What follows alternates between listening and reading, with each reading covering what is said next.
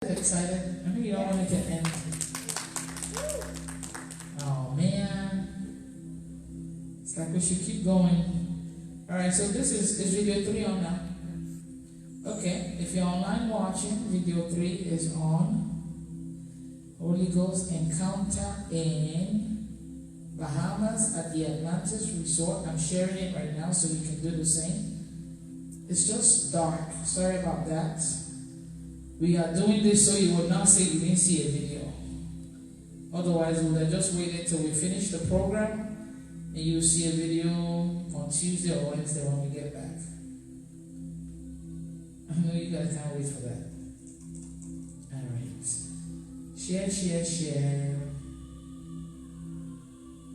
You know, all these things you're watching, all these things you're seeing, it all started from online. Go online and preach. And now I am able to preach everywhere. So this online is powerful. Facebook. Don't just go there and waste away. So many things that can be done on that. I have 2 more places to share it to. Okay. Thank you, Jesus.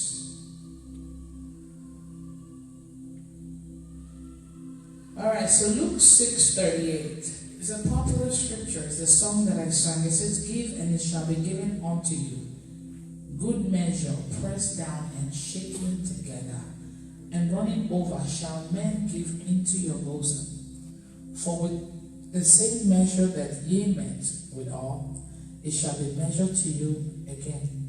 Now let me read it in the New Living Translation. It says, "Give and you will receive." For you to receive, you have to give, right? Yes. Your gift will return to you in full. Your gift will return to you in full. Their gift returned to them in full. Pressed down, shaken together, to make room for more, running over and poured into your lap. Oh God, where's that offering box? Bring it for me, sweetie. Let me do something. Thank you. I want to show you what they mean by this. Give it, shall be given unto you. Measure shaken together. So this is where you're getting your gift back, for instance, right? It's coming back to you in full. This thing is full. They will press it down. Let's say we have so much money here and it's full, but we want to make room for more money. We're pressing it down. We shake it. I don't know, from when I used to live in Nigeria, when we put something and it's full, like curry or something or rice, we kind of shake it. It goes down so we can put more. Do you guys do that here? Yeah. You have an idea, right? Yeah. So they shake this thing together to make room for more. And then even with that, it starts to overflow. Like it's too much. It's just coming out. It's too much. Is it shall men? Is it the amount you give will determine the amount you get back? But in King James, he said, "For with the same measure that you made without, it shall be measured unto you." He said, "Shaking together, running over, shall men give into your bosom." The amount you give will determine what you get back. Amen. They gave all.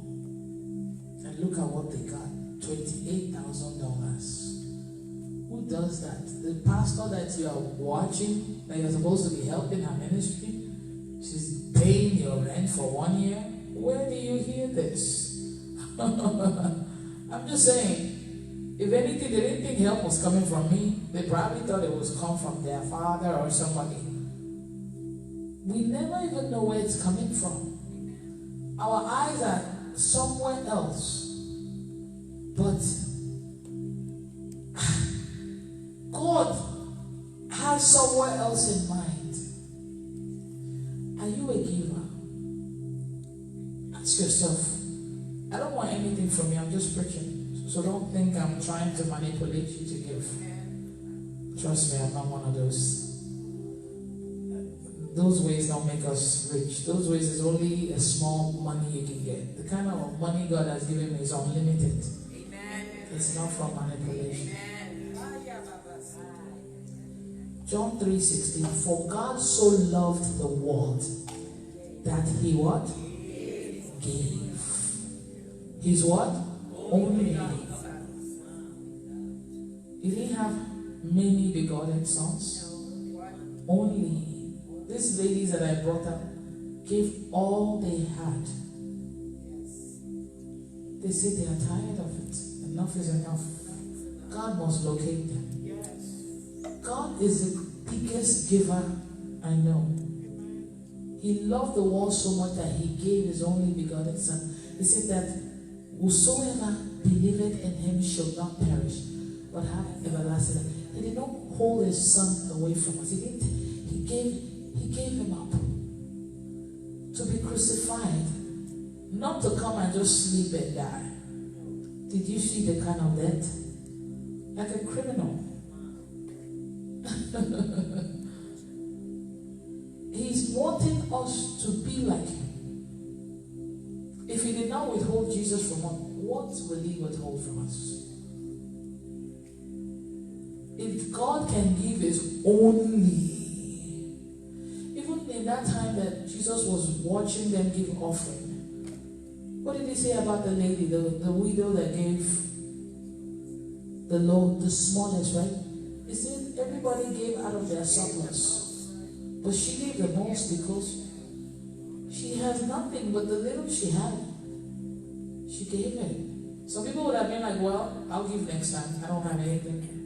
But she gave, not worrying about how she will survive. She was blessed, and she gave. That Jesus took notice of her.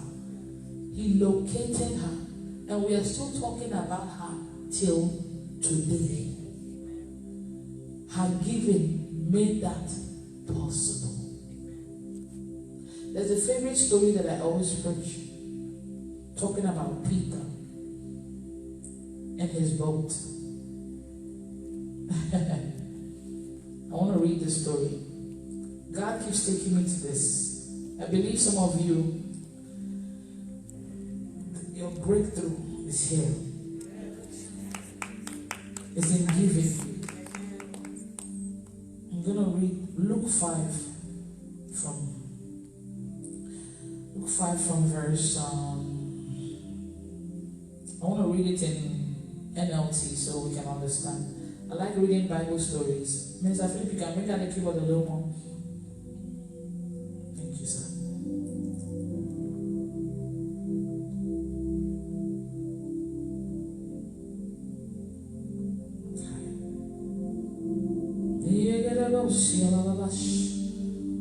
Let me read the story.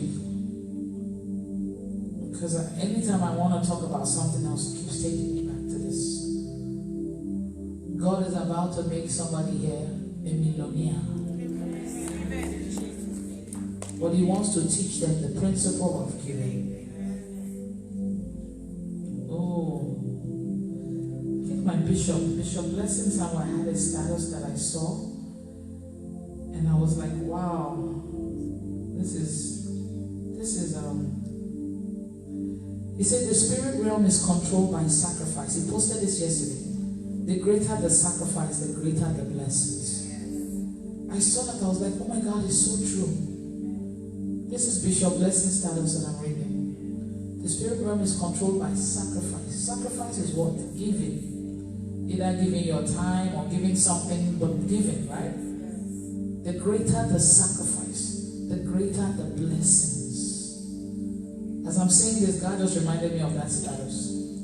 Now let me read this story and tell you about this man called Peter, Simon Peter, right? One day as Jesus was preaching on the shore of the Sea of Galilee, great crowds pressed in on him to listen to the word of God. While he was preaching, a lot of people were coming to Jesus. He noticed 2 empty boats at the water's edge, for the fishermen had left them and were washing their nets. Stepping into one of the boats, Jesus asked Simon, its owner, to push it out into the water. So he sat in the boat and taught the crowds from there. Jesus liked to sit to teach. A lot of people always criticize me for sitting, but I wonder if they even read Bible, because most times I see Jesus sitting. Yes. 2 days ago in the bathroom, while I was in Houston, God says you are wise and you are using this wisdom well. Do you know, because you sit and preach, you were able to go to Europe, do all these countries, come back and you're still not tired? Just imagine that you are standing for 12 hours. For 3 days in this country, 3 days in the next country. You won't be able to do much. Say, so don't worry about the critics, they'll be alright. Like, I heard it clearly. I said, Father, thank you. Because you are sitting and listening to me.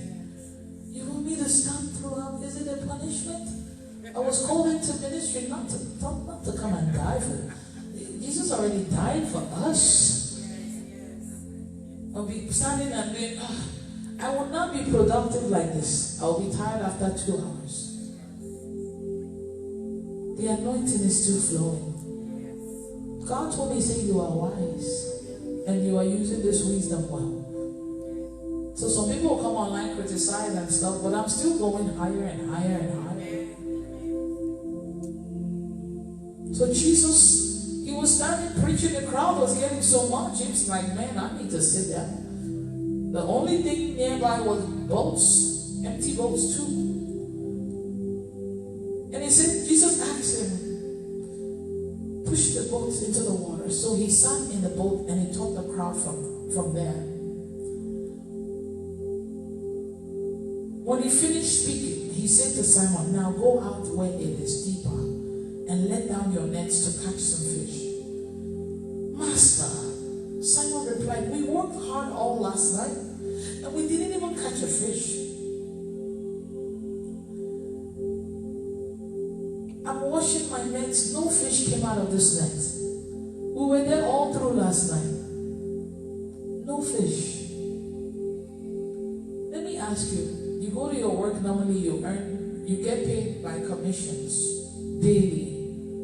And maybe today you went to work, you already had bills planned to pay when you come back.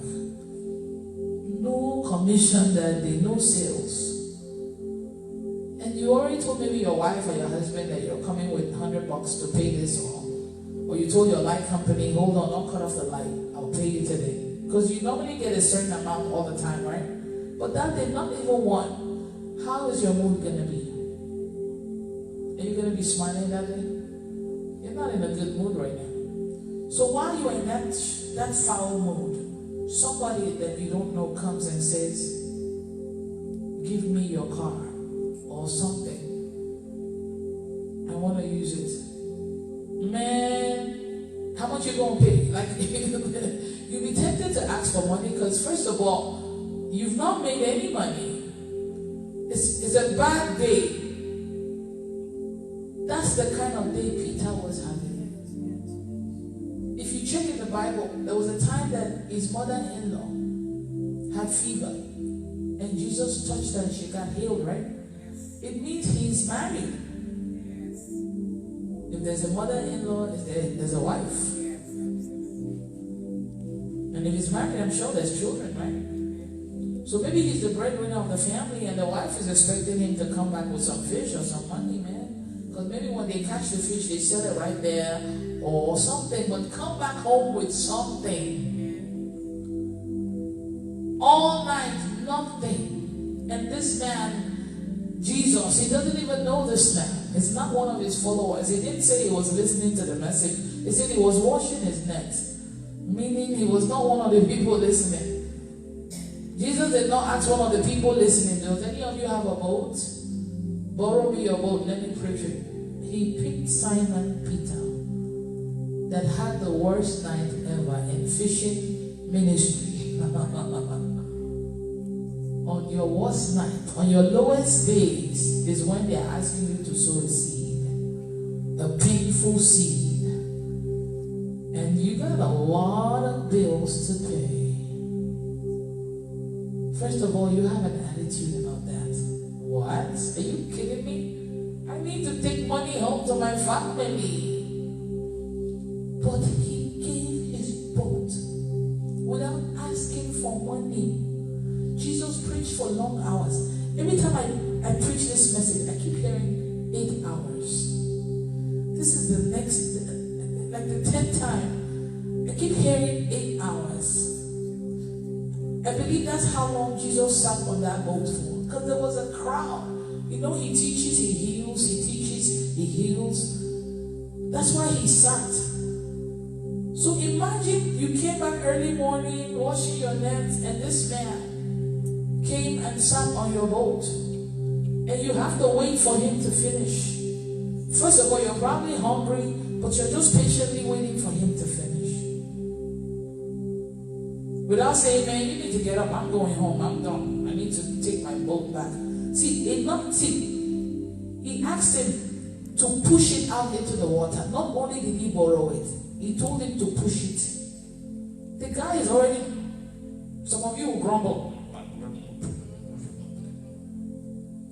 Please, I like to bring the Bible to life. Man, didn't you see him? Didn't they tell you? Like every day he catches something.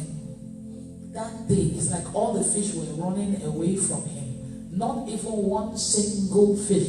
Isn't that odd? That's kind of strange. No fish in the water. Your worst day ever is when the angel comes. Oh, there's this lady that came to one of my programs last year. I think it was January. Was it 2018 or 17? I've done too many programs. 18 in California, Los Angeles. Cynthia. She had no money to come to the program. A friend borrowed her money, used her card to pay for a ticket for her to come. Because the woman's life was not going well. No money for food, but she said she would fast. No money for hotel. She said she would sleep in the airport after the program and wait for her flight. It was a one-day program. When she came to the program, she was hungry, but she just saw it as fasting. She just needed to be in the program. So while she was waiting for the program, one of my followers saw her. You know, sometimes they know each other from their names when they comment, and told her to stay with her in her room. She said, come on, let's go get something to eat. So when they went, she bought her like a small pizza. She said while she was about to put the pizza in her mouth, a lady that looked like a crazy woman, mad woman, came and said, give me your food. From nowhere. You guys watch this live on Facebook. My videos are always live. She didn't ask for money. She said, give me your food. She said she was about to bite it. And everybody was wondering, why did she come to her? She should have come to the one that bought her the food, right? And she just took the food and gave to her. The woman took the food and left. Normally, mad people or crazy people, they want money or something, right? She asked for her food. So she's back to no food in her belly. So she came to the program, and Bishop Blessing, my bishop, when he was ministering, God used him to locate her, brought her out and told her everything that is wrong with her, and told her to sing her song, a song that God wants her to sing because it's changing her story. She sang, oh, I think it is, then sings my soul. Was that the song she sang? My Savior God to thee. How great thou art. How great thou art. Then sings my soul, my Savior God to thee.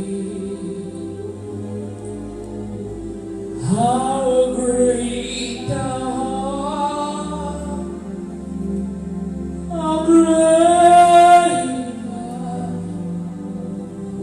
was singing. Bishop said he will bless her with $1,000, just like I blessed this woman with 1,000. And while he told her, sing, your story is changing. People in the program, I had so many people filled up in the hall, started coming to drop money while she was singing. She got thousands of dollars that day. It was live on Facebook. I still have the video. I can share it. A woman that had no money, the only food that someone bought for her, somebody from nowhere came, give me your food. And she gave it only for her to be blessed massively in the program. If anywhere she didn't think it would come from us, come on now, we already spent so much putting the program together. She just knew that her life will change when she comes. This woman did not know she's coming to get money here. Her life changed. She comes to the program. She was in the last one I did in, I think, New York. You guys know Cynthia. How many of you know her? If you see her now, she looks different. Everything has changed. I had to throw that story in. The food that is not even her own, somebody bought it for her. Give me your food. Ask him for that thing you need right now. You need it. Are you getting the message? Why did food? Why don't you ask for something else? Why are you asking for my boat? Don't you know maybe I may want to go fish again to see if I can get some fish? You're going to hold my boat for hours? Now I can't even go home with anything to give to my wife or my children. Do you see what I'm saying? So he waited for him to use the boat. Even with a bad day, please picture yourself in these shoes. Yourself as of right now. Do you think you will be patient enough to wait for him to finish? Would you grumble? Would your face be looking at him the longer he's preaching? Man, you gotta hurry up, man. I gotta go home. I need to put my boat back where it's supposed to be. If you can't do it, then you know that you need some work. That you have to do some work. If you can't, then good. You have understood these things.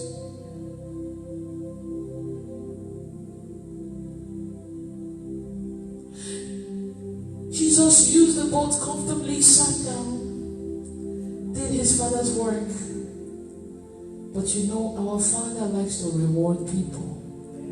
He doesn't just leave you like that. He rewards you. So being the Jesus that he is, when he was done preaching for I keep hearing 8 hours.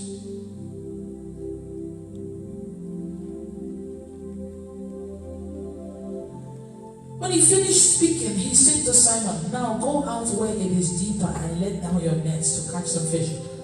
I want to bless you for allowing me to use your boat, for giving me your boat to complete this work that I did today. Because without your boat, I would have been so tired. But I was able to sit. And you didn't ask for money. You didn't complain. It's time for me to bless you now. I'm sure he didn't believe in Jesus then, because he was not one of the people listening to his message. Master, Simon replied, we worked hard all last night and didn't catch a fish. Have you been working so hard and nothing to show for it? Maybe you're not a giver. We worked hard all last night. You're working long hours. Nothing to show for it. Maybe it's time to give a sacrificial seed. Like I said, I'm not trying to get money from you. I'm just teaching you. Because most times pastors, I've heard that pastors don't like preaching messages like this in church because people will want to leave because they think they want money. But that's why people are caged, because they don't know the truth.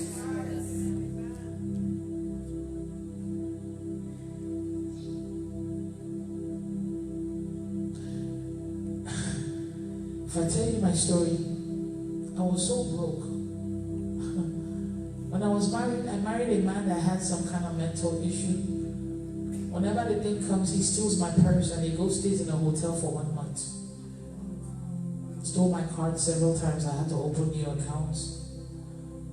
People will see us thinking he's the one making the money, not knowing all these parties I'm doing is to pay bills. Put me in debt. I was broke. So broke. At some point, when me and him left each other, I had bed bugs in my apartment. I could not pay $1,000 to have it fumigated. So I would sleep on the bed, put my little boy on top of me, and bed bugs will be climbing on us. I will see them crawling on me, biting us. This was just a few years ago. Maybe like 5 years ago. Or 6 years ago. And I was so popular. How can I go to somebody and say, oh, I don't have money for this? They see me as a celebrity. They will say, what? You? Come on now, stop mocking us. So I quietly allowed them to be sucking my blood. One day I couldn't take it no more. I only had $300 and something left. I couldn't even afford to pay my rent. I was late every month. They had eviction notice on my door every month. I just used the $300, went to go rent a storage for $110, paid movers for $100 and something, paid a girl to come help me pack everything in boxes, bought some boxes, had nothing left. The movers moved everything to the storage. Me and my son moved into my parents' house. And I was 30-something years old, moving back into mommy and daddy's house with my son. Broke. My mom had to use some blow dryer to dry me and my son up in the garage because she didn't want bed bug coming into our house. She told us to remove everything we're wearing, blow dry me from head to toe. Embarrassing. But hey, if you need a place to stay, you have to do what they're telling you to do. Do you know I'm the first child out of 5 children? In Africa, when you're the first, people are looking up to you. The responsibility is great. Even though my family are all in America, they're not really asking for money, but it's a shame. When you're the first child, you're not even living a good example for them to follow. They may not say anything, but you're embarrassed, man. I couldn't even help my parents with bills when I was living with them. But me and my son were eating daily.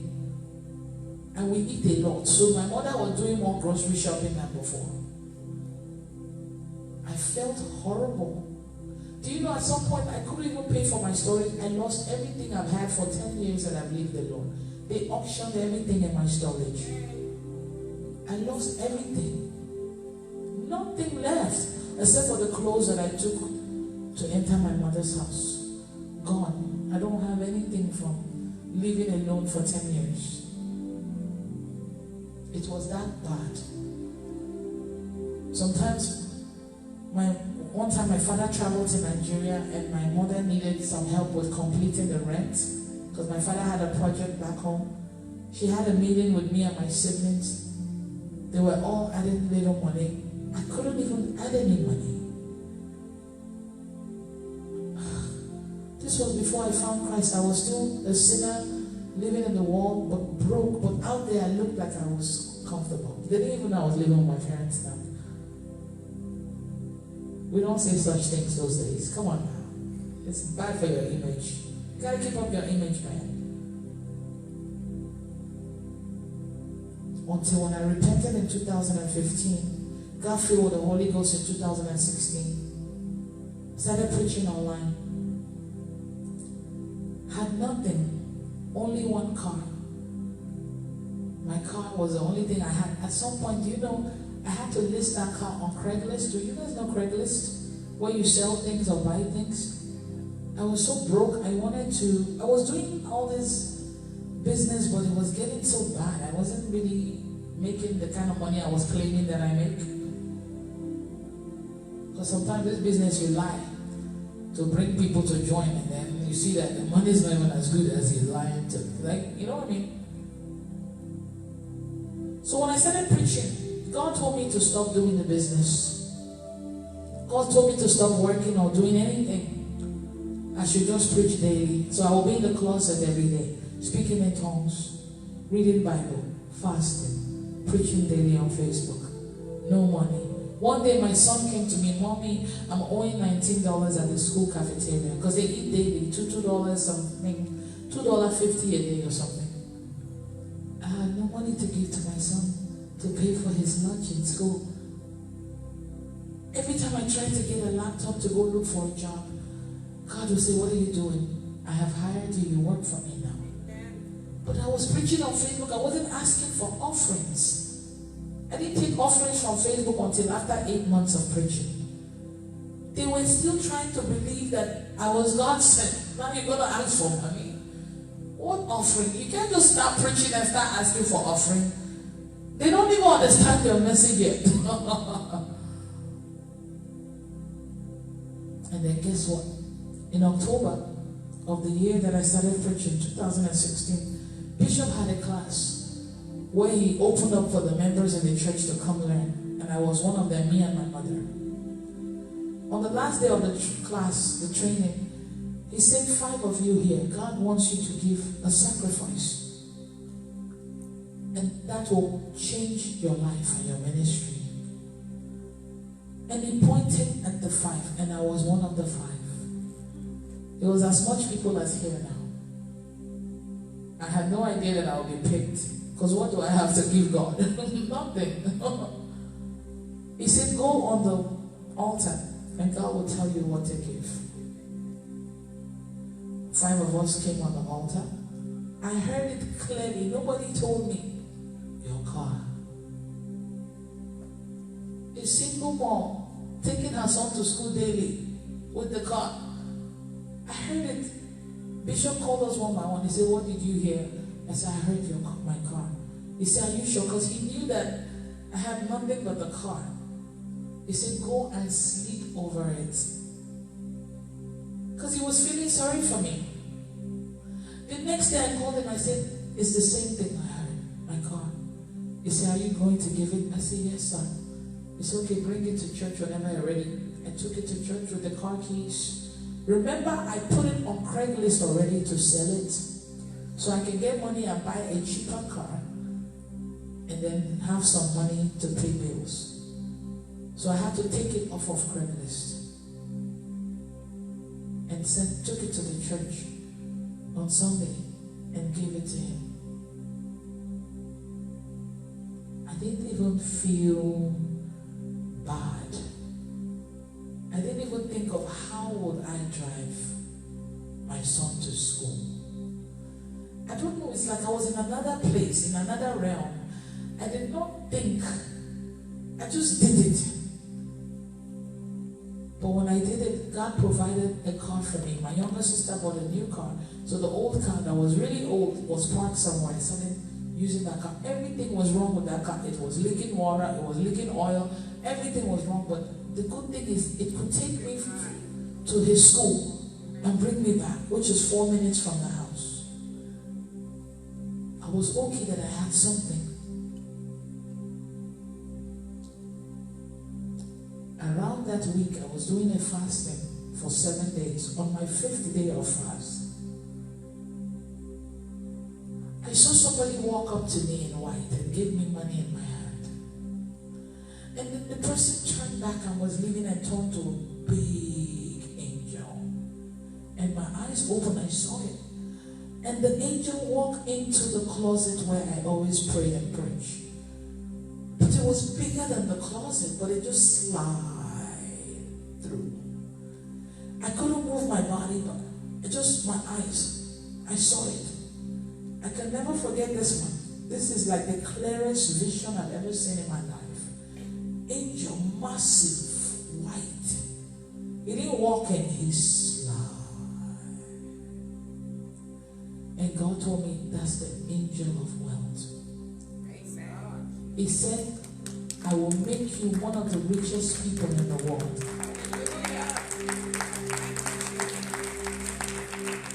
He said, when I give you money, make sure you make impact with this money. and know that you will never come back with this money. So make sure you use it to make impact. And let money not be a reason why you don't do what I tell you to do. As at that time I had nothing. When he was telling, I wrote it down. I had nothing. But he was making me all these promises. I already gave the car. Remember when God was promising Abraham all these things? He didn't have all these things then. Has God made you a promise? Hold on to it. He's a promise keeper. Remember the song we were singing? I told my followers, it was like a mockery, like here, right? One of the richest people I know. Come on, leave this woman. You just talk too much. But I know what I heard. He couldn't believe that I would give that car. After I had lost my storage, nothing. I wanted to sell the car and buy something cheaper and get some change to pay bills. And I have a son. See, if it's only you can manage. But when you have a kid involved, you are not worrying for yourself only. Now you got to worry about your child. It's harder.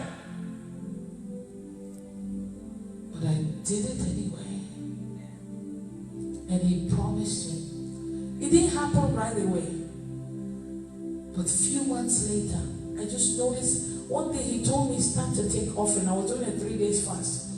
People were getting jobs, getting healing, but I never asked for offering. Even yesterday, you saw me, I forgot to take offering here. It's never really my style. Even in my videos, sometimes I'll say if you're led to give an offering, people should know what to do. I don't really push it on them. God said it's time to start taking offering. I even told my followers, I said, God is telling me to take offering for this fast, but I don't know how to do it. Before I could say anything, people that were on the prayer line started sending me money on Facebook Messenger, started sending me money on Western Union, MoneyGram. Do you know they sent me so much money, Western Union and MoneyGram blocked me. They say I've received too much. When God says it's time, he touches their heart, right? It was so much, it was so fast. They said, about time you started, we've been looking for a way to give you money. Because I don't discuss it. I don't want it. Because I don't want them to think that's why I was doing what I was doing. And it was not time yet for me. But when it was time, God made them wanting to give. People will say, woman of God told me to give you 1,000, 2,000. God told me. And God told me when I gave my car, he said, somebody will give me a car. I wrote it down in my memo. I still have it there. So I was thinking it will happen right away. It was last year, a year and a half later, my bishop bought me a car. An SUV. Better than the one I gave. I didn't even know he was giving me a car. He just came to our house one day and said, come outside. I came out. He said, it's yours. I said, what? I had money then to buy a car, but anytime I wanted to go get a car, something would tell me, wait. It's like God wanted to fulfill his promise first, before. The car that I'm driving now, Janelle, wave your hand. She's the one that I've been driving it since she came to Houston. I hardly go out. I didn't buy it. It's more expensive than the one that I gave. But it didn't come right away. 1 year and a half later, when I've already forgotten that, I wrote it down because I will forget. Sometimes when God tells you stuff, write. It's going to be so much that you'll forget some. Put it in your memo. One day, just sit back and read your memo. You will notice a lot of those things have happened. Do you know that the woman that could not pay for her own rent, that moved in with her child, is the same woman that now helps her parents with the bills, gives her parents money monthly, blesses people everywhere she goes. You saw me give this lady 1,000. That's the money I didn't have to fumigate my apartment from bed bugs. I gave it freely here in front of you. I didn't say come back and take it. I gave it cash now. It's the woman that spent thousands of dollars doing programs. One of the things he told me, and my followers know I'm very consistent with what I say. Make sure money is not the reason why you don't do what I'm telling you to do. He told me to come to Bahamas. He told me to do it here in Atlantis. Even though it was expensive, me and Felicia, we were trying to see if they could give us something cheaper. This was the cheapest they had here. 3,000 plus a day. For 3 days is 9,000 something. When I don't want to do it, I will keep hearing, make sure money is not a reason why you don't do what I'm telling you to do. I paid over 9,000 for this place that you're sitting. We don't even have a full house, but either way, make sure money is not. He provided the money already. So what is my excuse? Why am I not doing it? I said, do the program here. You're complaining that it's too expensive. Did I not give you the money already? Amen. Our rooms, I paid for 4 rooms, over $10,000. This DJ here, over almost 4,000 plus the keyboard.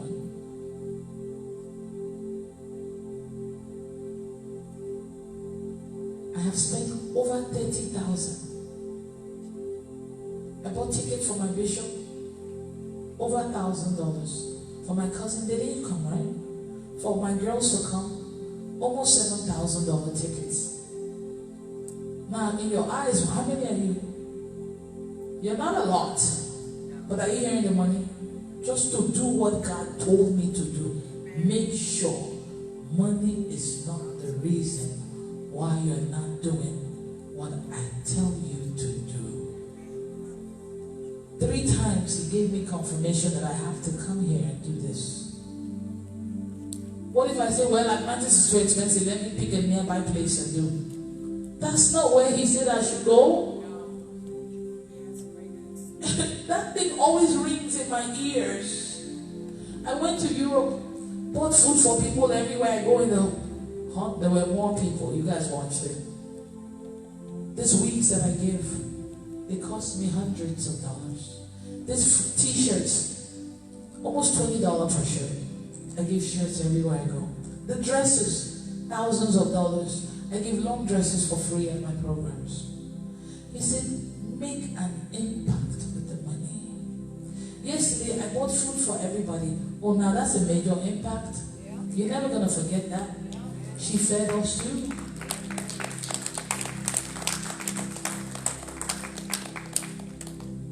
I'm still not broke. I have been sowing seeds, and my followers know this. Every time God, on Valentine's Day, God made me bless 3 people. One was a pastor and his wife in Jacksonville. God led me to call them. And then he asked, he just told me to pay their church rent. 2,000 something. Another girl, he told me to give her $2,000. She was crying, saying she's been fasting, asking for financial breakthrough. The woman of God, you're truly God sent. I said, I heard that I have to give you this. And then he told me to call my bishop and pay for the extension of the church because they needed the children's apartment and his office. And it's going to cost $2,500 a month to extend it. He said, pay for 1 year. I gave $30,000 to my bishop to extend the church. On that day,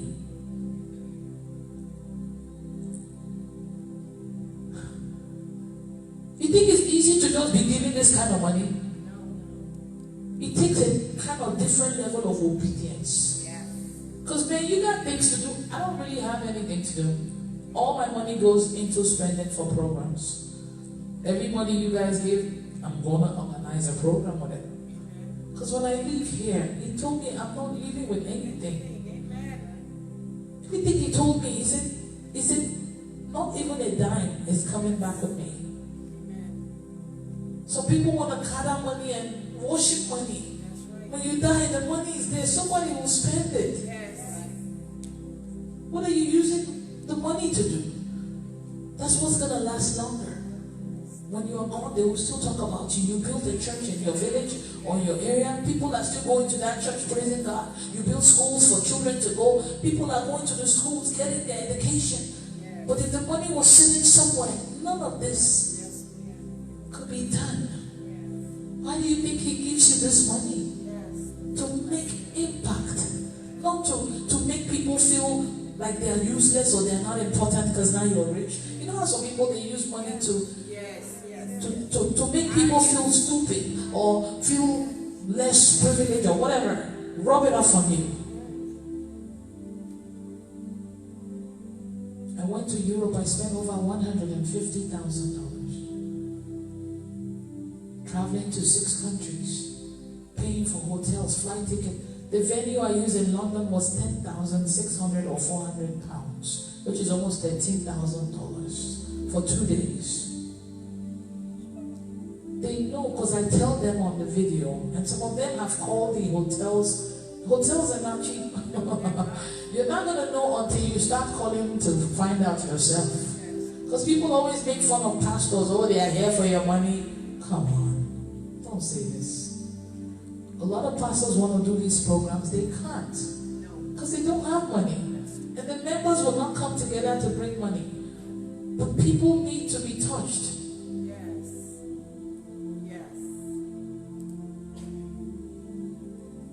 After I prayed for my bishop's church extension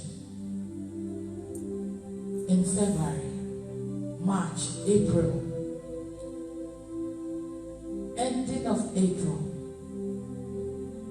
Last year I was looking for an office for my ministry because I preach online. Everything I do from home.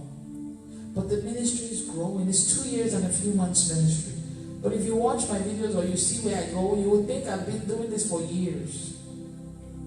It's time for an office. I was looking for something more like a studio and stuff like that. But when me and my assistant went to look, most of these offices don't allow anything ministry. They don't want noise. It's just office. Some of them, you have to combine 3-4 rooms together and fix it the way you want. So I gave up on it. But 2 months after Valentine's Day that I blessed 3 people, God told me to do a program in one studio that I always used to do little fellowship. And while we were there, this was the last one I did before I went to the Europe tour. My girls, Andra, raise your hand, she was there, her sister, Wesu, they were holding the camera. And when they entered there, I've used it for more than 10 fellowships in Houston. It never occurred to me that I should get it because the man there seemed to like it. He's a pastor too. My girls said when they entered, they felt at home and they're like, hi, it would be nice if this studio was ours. They made a comment and they came to me and said, woman of God, this studio is nice. We wish it was ours. I said, oh no, I can't afford this. This is too expensive. How many of you have seen a video of the studio? I've shown it in my videos or pictures of it. So I told Pastor, I said, Pastor, look at what my girls have said. He said, do you want it? If you want it, I will let it go. I said, no, I can't afford it. Please. So that night, I was watching the video from the fellowship at home on my TV. Because there's a way you can connect your video from Facebook to your smart TV. But while I was watching it, one of the ladies was giving her testimony, and the studio looked nice. And I started hearing, this can be yours if you want it. 2 a.m. or 1 a.m. in the morning. He said, text the man. I've never texted that man of God so late. I sent him a text on WhatsApp. I said, Pastor, are you really looking to hand over the studio? He said, yes. He's been praying to God about it. He had a 5-year contract and he's been there 4 years, but it's too much for him. The location doesn't favor what he does. People are not coming there much to rent it. He needs a busy location, right? And he said that when he got the place, it was a warehouse. It was an open space. He spent over 40 or 50,000 turning it to what it is now. And he prayed to God that the person that will take over this must use it the way it is. not to break it up. Because sometimes when you hand over, whoever gets it can decide to break up the whole thing and do whatever they want. I said, how much is this? He said, 5,006 or 5 a month. I said, oh Lord. Because when I was looking for a place, I was looking for a place for 2,000 something. The place we saw, the highest, they were going for 3,000 something. It was just 2 rooms that I have to still do work on. I said, I can't afford that. He said he still had 1 year, that the contract for 5 years, the rent has been the same. That's the contract he has. But if I want, I can pay him 18 to 20,000 to hand over to me and to leave whatever he has there for me. Like, you see those chairs there, he left them, the speakers, the TV screens, and then I don't have to, because normally if I go there, I have to fix things to be the way I want it. So I went to God and I said, Father, you know there's no way I can do this. Plus I have to go to Europe in a few days. I mean, the money I have, I need to save it for this trip. And God told me to go ahead. I went to have a meeting with my mom, followed me, the owner of the studio, the landlord, and the man that is currently there. 4 of us were sitting in the landlord's office. And I heard clearly, God said, tell him you want to pay the 1 year off. What was it like in that time? This just happened like 7 weeks ago. I said, what? I spoke it out. I said, how much will it be for total if I wanted to pay 1 year plus what I have to pay you? 92 or 94,000. I said, Lord, God said, go ahead and do it. I went to the bank, I got money orders, one for the pastor and the bulk money for the landlord. I couldn't believe what I just did. And God said, when you go online, tell them that whoever wants to tap into the studio, that I will bless them if they are looking to get a house or an office. And I came online, I did everything. Surprisingly, people were sowing. You know, when God tells you something, He will touch them to sow. In 2 days, I got almost all the money back.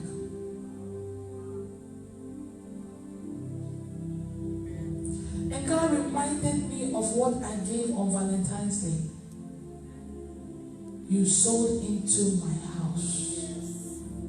So I made it possible for you to get your own office. That was 30,000. He gave me 3 times. Mine was 90 something. I preach this in the video so they know, but you guys, most of you don't watch the videos. That's why I'm saying it. I'm very open with they know my stories. As it happens, I use it as a message. Because they're seeing me grow. They're seeing me. You think it's easy to travel to all these countries? How? It's not like people are contributing for you to come. It's your money. Did you contribute money here? You just came to this program. If I had to tell you to contribute, oh God, you can't do that. It's too much. Sacrifice. Give it. It may not come back right away, but it will surely come back more than you gave. Now I have my own office, my own studio. That's where I did the video I did before. The day I missed my flight, you saw it. I can do so much with that place. I can do my own fellowship there without going to rent a place anymore. This is just new. This is our first month in there. We moved in June 1st. A few days ago. We're still trying to get the place together. I want to furnish the place because the furniture there is what the guy left. But at least it got us going. It's all for God's work. It's not like I'm using it to show off and leave there. It's to be able to reach more people. Now we have a phone line. We have an address. we can now do better quality videos. Do you see what I'm saying? But I had to tell you how this whole thing started from a girl that could not pay her son's lunch. Now I give my son $100 bills. He will pay, they won't bother him. The last time I traveled and my son ran out of money in school for lunch. Do you know my son paid for it? I always give him money. He has money saved. Almost 300 or 400. So I just noticed they've not been calling me. I said, Michael, how come they've not called me for lunch? He said, oh, I already paid. My son, then he was just 9. I said, what do you mean by you paid? He said, oh, I got money. I think he paid one of his $100 bill to school. I said, don't you do that. I'm here. Come. I gave him his money back. He said, no, you were not here. I didn't want to bother you, so I just took from my money. Hey, we were at the point that even me, I didn't have to pay. Now, he too can pay for his lunch. A little boy has savings to pay for his own lunch. 9-year-old, now he's 10. How is this happening? Come on, give me this water. If you had told me this will happen 2 years ago,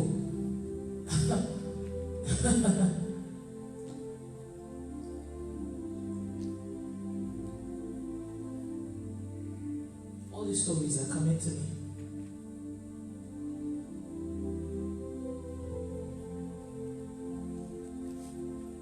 As I'm saying this, I have the Spirit of God in me, and it's the Spirit of truth. So when I preach truth. I'm telling you true story. Otherwise, God cannot use me.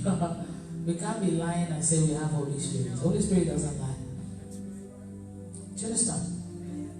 So I'm using the Bible to preach, but I'm also telling you my personal experience. I don't own anything. I don't even have a house. I still live with my family because I travel a lot. And my mom takes care of my son.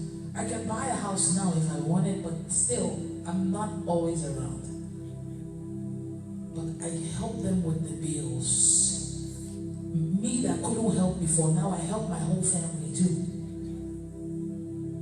I even help strangers I don't know, as I am led by the Spirit. Before, I couldn't even help myself. I moved out, I ran from bed box, I ran from them.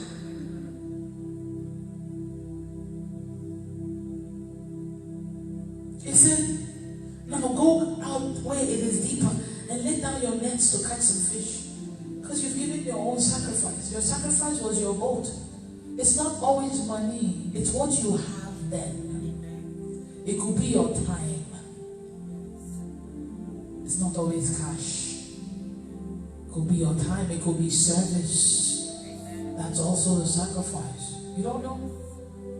You're serving and then you get blessed at the end of the service. Not just monetary blessing. It could be prayers that will change your life. Because people always think it's money. This man had no money. He gave what he had, both. He said, Master, Simon replied, we worked hard all last night, and we didn't catch a thing. But if you say so, I'll let the nets down again. And this time their nets were so full of fish, they began to tear. Few hours ago they were there. There was not one single fish.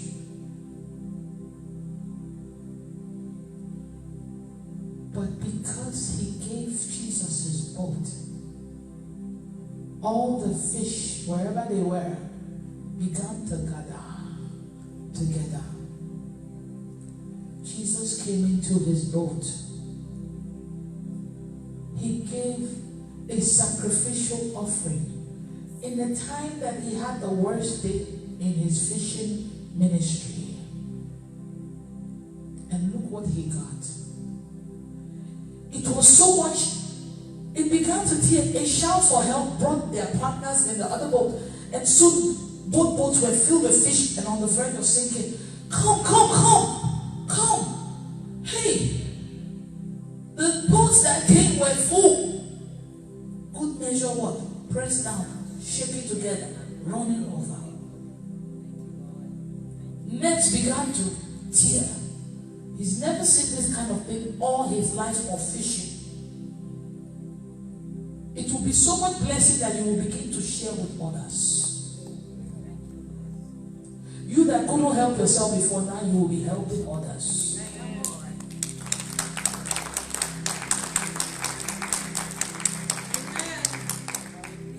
And his own was a matter of hours. His life changed, not the next day, the same day. He said, the boat was almost sinking. When Simon Peter realized what had happened, he fell to his knees before Jesus and said, oh Lord, please leave me. I'm such a sinful man. I'm not one of your followers. I am a sinner. What is this? Why are you blessing me like this? What did I do? It was too much. Why? He couldn't believe it. I'm a sinful man. Leave me alone. If I was one of your followers, I would understand, but I don't even listen to your message. Why are you blessing? You gave me your boat on a day that you shouldn't have.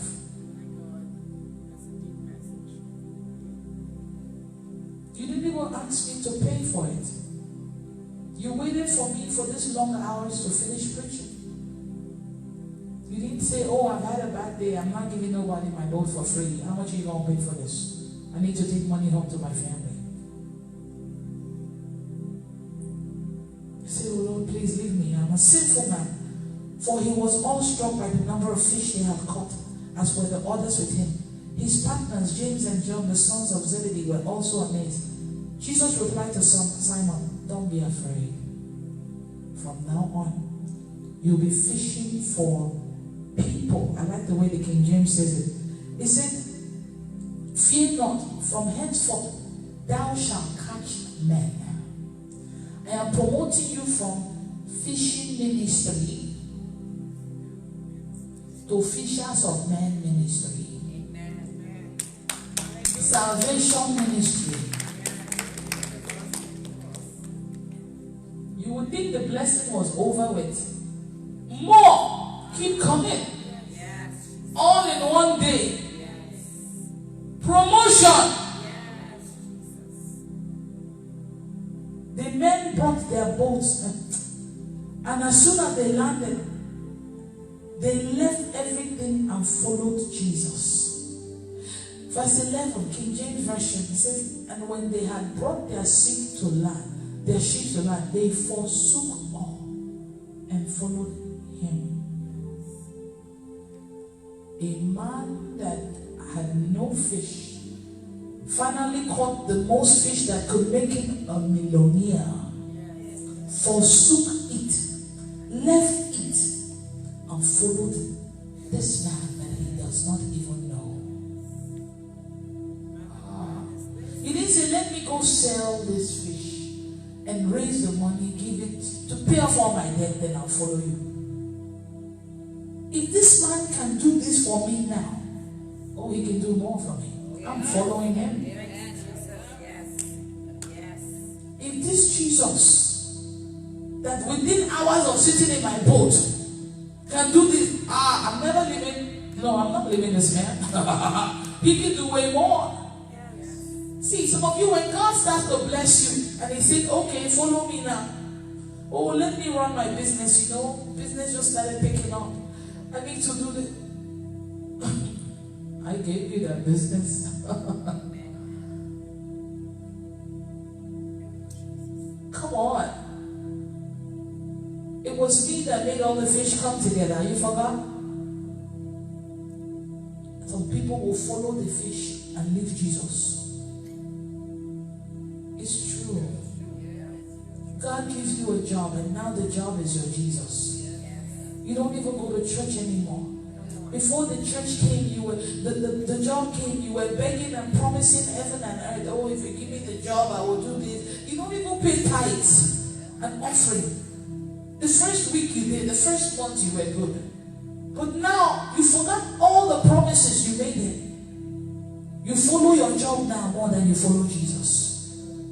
You work even on Sunday that you're supposed to be singing in church. God is watching. He gave it to you. Peter is one person that we still talk about till today. If he had not given that note, he wouldn't have been located like that. He's the one that on the day of Pentecost stood up and preached boldly. And thousands of people repented. He's the one that said, silver or gold have I none, but what I have. He received power greater than fish. Power to command fish to come. If he had stayed with the fish, that's all he would have had. But he left the fish and followed the maker of the fish. And now he is a controller of fish. He has power to control fish, to appear in that sea, and fish will appear. Power to change lives. He had no power to command fish that night to come out. He was frustrated. But now, from fishing ministry to an apostle, I will make you fishers of men, fishers of men, fishers of men. I will make you fishers of men if you follow me. I will make you fishers of men. Sing it, somebody, fishers of men. Fishers of men, I will make you fishers of men if you follow me.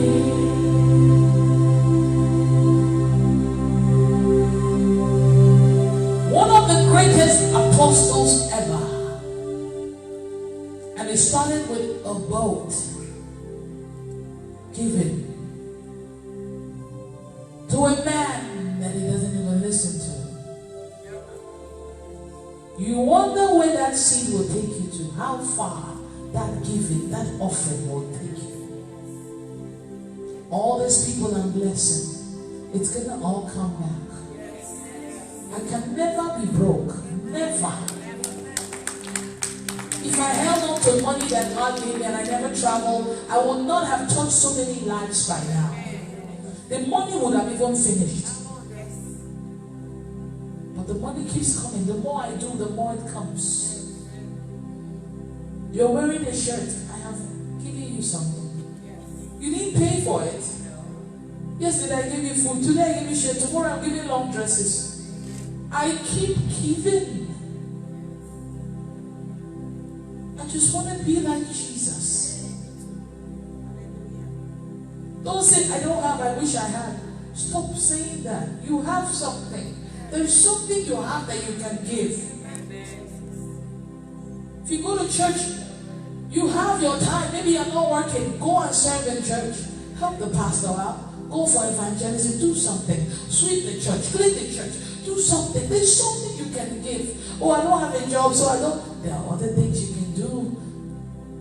You have food in your house. Share with somebody that is hungry. You may not have food, money to give them to buy, but you do have food in the fridge. Give them some from the one you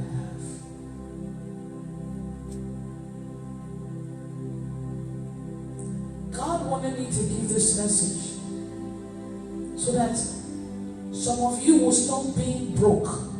Amen. Because no matter how a pastor prays for your finances, if you're not a giver, you will still remain broke.